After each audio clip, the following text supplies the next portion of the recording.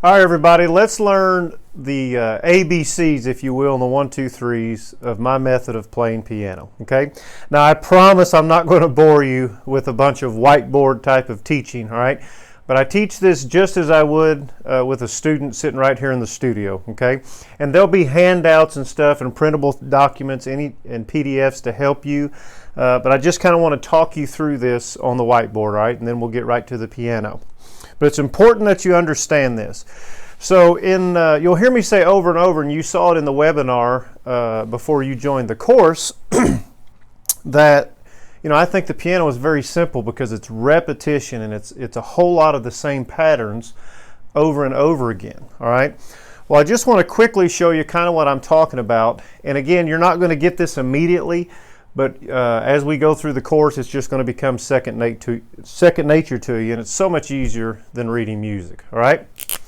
So basically, as you know, and this is just a portion of the piano. So there's 2 black keys and a pair of black keys and then a trio of black keys, and it just repeats over and over and over again, okay? Both sides of the piano, right? Assuming, let's say this is middle C, meaning it's the C. Find the 2 black keys, the one to the left, right in the middle of the piano. But the point is, it doesn't matter. All that we have is C, D, E, F, G, A, B, C. We'll talk about the black keys in a minute. Don't worry about that. And then it just starts over again.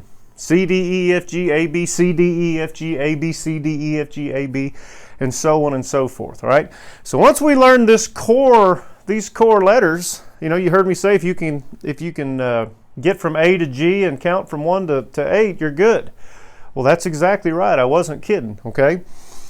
But C, D, E, F, G, A, B, C, all right? Now, that's the white keys, okay? So now we have these black keys. We have a pair and a trio, and again, they just repeat up and down over and over again.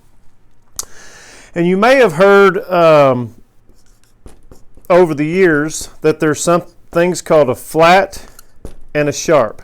Now, again, don't worry, we're going to expand on this later on in the course, and we'll start dealing with flats and sharps then. I'm just quickly, so you know, what are the stinking black keys, okay? And many of you may already know this, I understand, but a lot of our students don't, all right? Flat simply means you go to a key. Flat means down, all right? So just think of if you have a tire and it goes flat, the tire goes down, okay?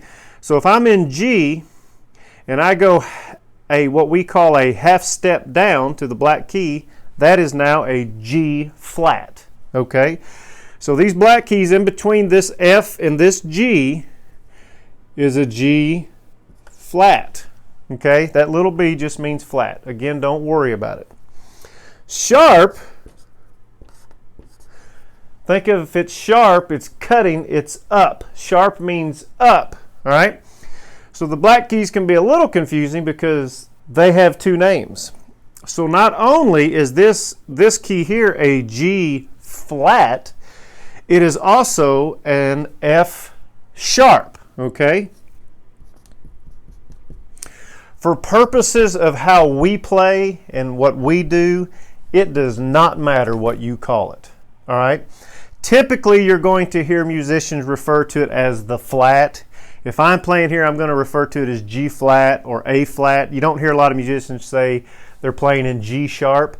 And again, that's got to do with reading music and how those keys work and pertain to different instruments. Again, it doesn't matter. All you need to know is if someone says F sharp, it's also a G flat, vice versa, okay? And that's really all you need to know about that.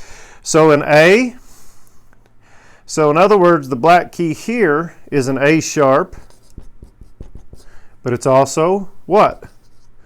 A B flat, all right? And so on and so forth. That's all you need to know. Again, they repeat, all right? So again, that's all this lesson is. I know it seems simple, but it's truly that simple. All you need to know is memorize these are the keys, all right? And these are the notes that correspond and what a flat and a sharp is. It's really simple, and let's go to the next lesson.